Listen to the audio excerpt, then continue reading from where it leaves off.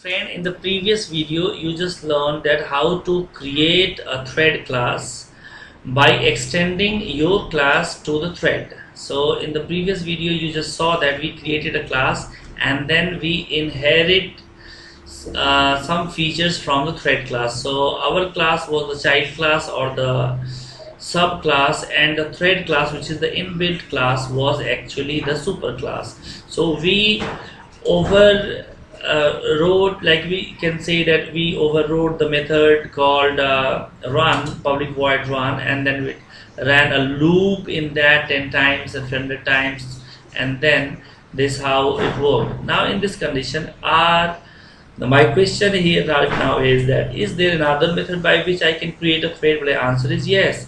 I can create a thread using interfaces. How? Just learn it now. So here this is, I create a class, I call it as thread1, and okay, so now this class thread1, it will implement one already inbuilt interface called as runnable. So implements and then runnable. This is offered by Java language.lang. So just there is also one inbuilt function. Now if you say here, I click on and say that implement method, so I have to override some methods. Let me do that. So there is only one method seen, and that is only I require right now. And there also I will run for int I equal to 0, I less than 10, and I plus plus. And there inside this I will write system dot out dot println I am in a thread named thread1,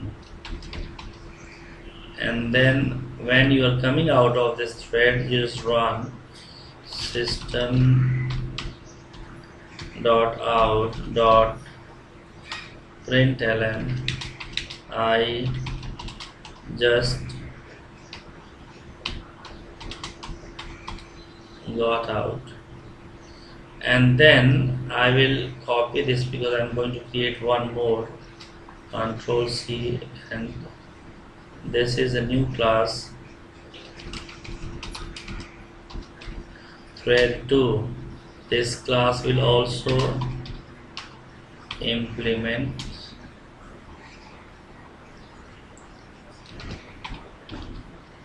runnable, and then I have to override that run method. So public void run, and then inside this I will copy this code to save some time. This is to get out of second thread. Now I go back to the main class, and there I'll create the objects. But how? So here I have to create the things like that. So first I'll create a runnable object, the class X. So this is class thread, so I create the object of, so thread1 is new thread1, and then semicolon thread2 is new thread2, and then I will simply create an object of another objects like thread object of the class thread. So here you see thread, just listen to this line properly, thread, I name it as 1, thread1 equal to new thread, and then pass the first object, that is thread1. So this 1 is your thread, the name is this one, this one. This is the object of type thread, and then we are passing the object of the thread1 class, and thread1 class is just a class which is implementing enable method. So second one, again another object thread2, this is our second thread, equals new thread, and then I pass the object of thread2, and this one I give the name as 2. So now I have to start, and then how? So just write 1 dot start, and then 2 dot, so this is 2 is also okay. Let me make it 1t so that you can remember this object for 3. So 1 thread start, 2 thread start, this is 1t start, and this is 2t start. So this is done. Now I'm running the code.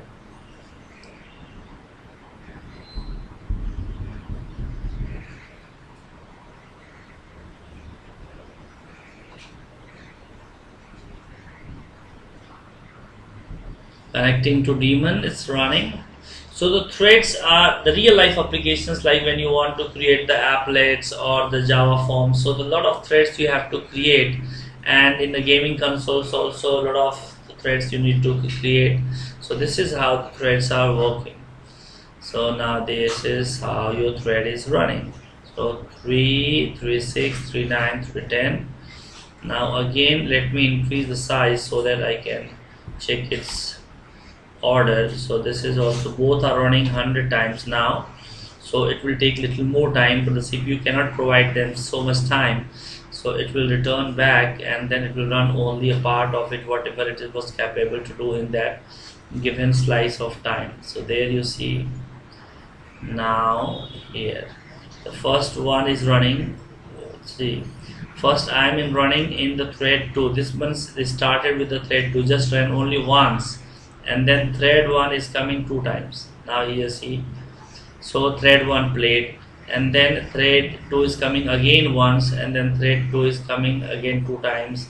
So this way, alternatively, one by one, but both the processes are running simultaneously. This is giving the illusion they are being executed one by one, but they are giving you illusion as if they are happening in parallel. However, this is situation which is not real, is called as pseudo parallelism. Thank you very much. Watch our next video about threads and you will learn more. Have a very nice day.